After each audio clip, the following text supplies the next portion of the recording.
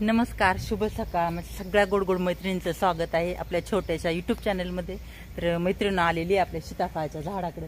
म्हटलं चला कुठं सीताफळांनी डोळे वगैरे उघडलेत का बघावं. तर लागले ते का थोडे थोडे डोळे पडायला, अजून तर काही एवढे नाही. तर म्हटलं बघावा, बरेच सारे सीताफळ आलेले इकडं बघा. आणि शेजारी पेरूचं पण झाड आहे. तर पेरू आपले पिकले का काय बघायचे, तेव्हा मी आलेले आहे आता वावरामध्ये. आणि आजची गडबड आहे मैत्रीण आपली, जायचे शेतात बाजरी खुरपायला. आणि आभाळ भरून येते पण पाऊस काय होत नाहीये. आता जरा पावसाचीच गरज आहे, कारण मालांना पोटभर पाणी पाहिजे. तर एवढं काय होत नाही, अगदी थोडंसंच बुरबुर बुरबुर येते, त्याने काय होत नाही. आता पाणी गण भरपूर सारे, पण पावसाच्याच पाणी आपलं बाजरी सोयाबीन सारखी पिकं येतात मैत्रीण. तर जायचंय आज खुरपाया. बरेच दिवस झाले, निम्मी बाजरी खुरापली, निम्मी राहिली. तर इकडे चिकूही लागलेले आहे ते मैत्रीण, पण अजून हे बारके बारके आहेत. पण पेरू बघू चला आता आपण. तर हे बघा भरपूर सारे पेरू लागलेले, बरेचसे पेरू आहे मैत्रीण.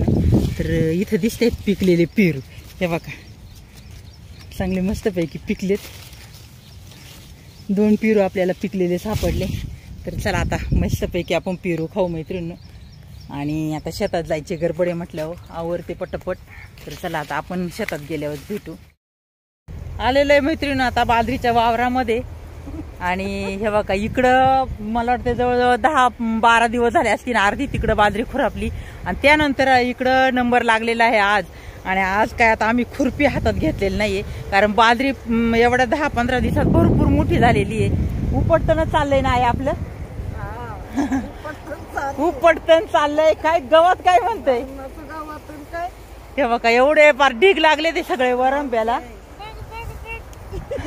तुम्ही दिसतीच नाही, एवढ्या बाजरीनं झाकून गेले. उभे राहा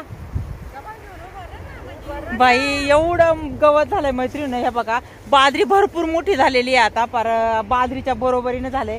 पण गवत नाही काढलं तर आपल्याला बाजरी याटाळून देईन का? हा, त्याच्यामुळं गवत काढावंच लागतंय. तर हे बघा मैत्रीण चालले असं आमचं गवत उपटायचं काम आता, कारण उपटतनच चाललेलं आहे. कष्ट केल्याशिवाय तर काही सुखाची भाकर भेटणार नाही, बरोबर आहे काय?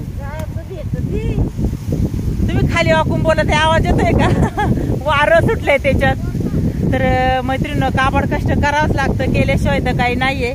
कारण आपण म्हणतो ना जीवनामध्ये, आपल्या आयुष्यामध्ये कामच प्यार आहे का नाही. शेतकऱ्याला तर कामच करावं लागतंय मैत्रीण. काम जर केलं नाही तर ही सुखाची भाकर भेटणार नाही, बाजरी काय आपली आहे का नाही बरोबर येणार नाही. तर चाललंय असंच आमचं उपटतन.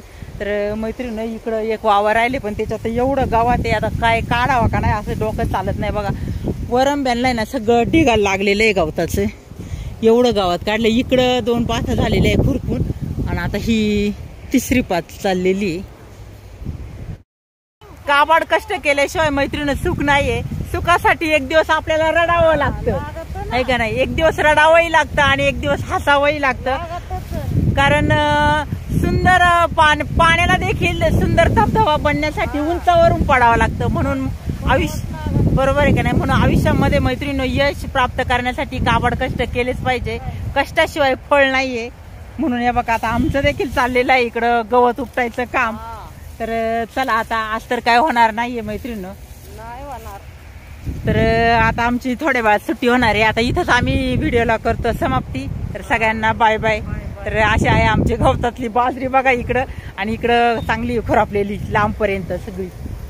तर बाय पुन्हा सगळ्यांना.